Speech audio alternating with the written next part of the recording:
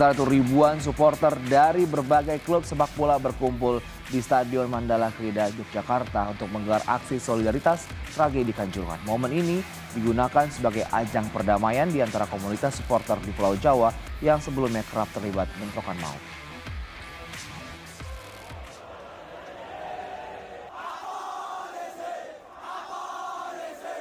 Aksi solidaritas atas tragedi Kanjuruhan Malang terus digelar para pecinta sepak bola tanah air. Di Yogyakarta, ribuan supporter dari berbagai klub sepak bola di Pulau Jawa berkumpul di Stadion Mandala Krida Selasa malam untuk menggelar aksi solidaritas. Aksi kali ini diawali dengan melaksanakan sholat goib untuk mendoakan korban meninggal tragedi Stadion Kanjuruhan Malang Sabtu malam kemarin. Mereka berharap tidak ada lagi korban jiwa akibat mendukung klub sepak bola karena sejatinya tidak ada pertandingan sepak bola seharga nyawa.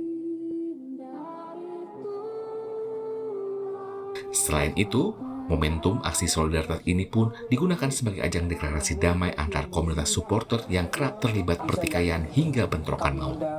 Kejadian di Malang membuat kita ini bisa menjadi momentum buat kita untuk merekonsiliasi, karena selama ini supporter yang ada di klub-klub di Indonesia kan kesannya ada stigma negatif di masyarakat.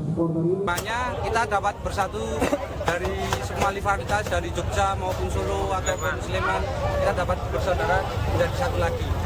Jadi tidak ada kekerasan dalam sepak bola lagi karena nyawa lebih berharga daripada sepak bola. Ya Allah, ya Rahman, ya Rahim.